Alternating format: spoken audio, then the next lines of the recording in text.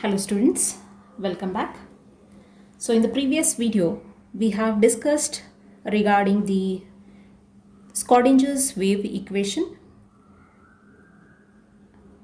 Along with that one, we have also spoken about the variables like the quantum numbers and how do we represent it. Now, let us further look for what is this orbital means.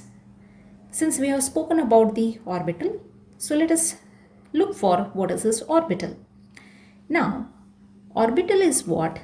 It is the region in the space around the nucleus where the probability of finding the electron is maximum. So what is this orbital? So orbital means what? Where there is possibility of finding the electron, maximum where it is available. That region around the nucleus is called as the orbital. Then after that we have something called as node and nodal surface. Now what is this node? This node or nodal surface is exactly opposite to orbital. In the orbital you have maximum possibility of finding the electron, that space, whereas node is the space where there is probability of finding the electron is zero. It is absolutely nil. So it is opposite to the orbital. So node or nodal surface means what? The region where the probability of finding the electron is zero. This is called as what? As a node or the nodal surface. It is found that for ns orbital, there are n minus 1 nodes. For example, suppose I take 2s. In this 2s, we have only n minus 1. That is, n stands for 2. 2 minus 1 means there is only one node present. So, it is found that for ns orbital, there are n minus 1 nodes. Let us look for the different boundary surface diagram or the shape of the orbitals. Now, boundary surface diagram, the shape of the orbitals drawn by a boundary surface in space where the probable density is constant is called as the boundary surface diagram. Means we are going to show a boundary for the diagram. So that is nothing but boundary surface diagram. So what are the shapes of these orbitals? Coming to the first one, like the s orbital. So I have taken here two s orbitals. So s orbital is spherical in shape. So here it is just like a sphere, like a ball. Now in this ball, let us take a look of this one. At the center, I have shown a dark space here. This indicates the nucleus. Around this nucleus, there are dotted lines. These dotted lines show that it is first orbit in which you have s orbital. So this 1s orbital indicates the possibility of finding the electron is maximum surrounding the nucleus. So this is in the first shell. In the same way, if there is presence of second shell, now how do we represent it? We have the nucleus at the center, and beside the nucleus there is maximum possibility of finding the electron in the first shell. After that, I have shown by means of a dark circle over here, which means here there is no possibility of finding the electron. Here it is empty. After that, there is one more possibility of finding the electron, that is in the second shell. So this we have shown by means of the dotted line. So this is 1s orbital, this is 2s orbital. Both are spherical in shape.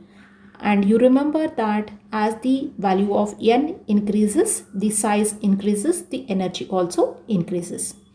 In between this 1s and 2s, what we have shown by means of a dark circle, here the possibility of finding the electron is almost nil. You can find it within the space, you can find outside the space. So this space where we have shown by a dark line indicates that there is no possibility of finding the electron over here. Therefore, this we are going to call it as the radial node. Node means what? The place where there is no probability of finding the electron, or probability of finding of the electron is 0. So in general, we can show the s orbital by means of a sphere. It is a spherical one. So because it is a sphere, it does not have any specific direction like x-axis, y-axis or z-axis. It is entirely non-directional. So that is about the s orbital. Coming to the next orbital, we have the p orbital. So in the p subshell, we have the 3 p orbitals, that is px, py and pz. Now the shape of this p orbital is just like a dumbbell. Dumbbell is the one which we use for weightlifting in the gym. So something like a dumbbell it is. So therefore, we are going to show this along the different axes. You can consider any one of these axes as the x-axis. So whichever you consider, you mention it. I have considered this horizontal line as the x-axis. So I write it as x-axis and I show a dumbbell shape along this x-axis. So therefore, this is the px orbital along the x-axis. This is the p orbital which is having a dumbbell shape. In the same way, I consider one more axis as the y-axis. You can consider any other axis here. You can consider x here, you can consider y here, anything you can consider. I have considered this axis as the y-axis. Along this axis, there is presence of the dumbbell shape orbital, hence I call it as py orbital. Similarly, this axis, vertical axis, I consider it as z-axis, and the orbital over here is pz orbital. So there are totally 3 p orbitals, px, py and pz. In the same way, we have d orbitals. There are totally 5 d orbitals and they are represented as dxy. Now, previous orbital you have seen that it is along the axis. These orbitals, that is dxy, dyz and dxz, these 3 orbitals are in between the 2 planes. Now, how do I show this one? I consider x-axis, y-axis. So I have considered this as my x-axis, this is my y-axis. So there will be z-axis, but I have not shown it for the sake of convenience. Now, if I consider my x and y-axis, in between the x and y-axis, there are presence of these lobes. This is a double dumbbell. In p orbital, it was single dumbbell. In d orbital, it is a double dumbbell. And the orbitals are going to lie in between the plane, that is in between the axis and not along the axis. So x-axis is this line, y-axis is this line. In between those lines, I am going to show the lobes of this orbital. So the lobes are occurring in between the or in the axis. So dxy, I have taken this as x, this as y, and I have shown the 4 lobes, that is the double dumbbell. This is one dumbbell, this is another dumbbell. So this is xy. Now what did I do? I have next orbital, that is dyz. What I did is, just for the sake of convenience, I have changed the axis. I require yz, so I put y-axis here, I have taken z-axis here. So x-axis will be there, but I have not shown it. Now what has happened? In between y and z, you have the 2 lobes. So this is one lobe, this is one dumbbell, this is another dumbbell. So therefore this is dyz.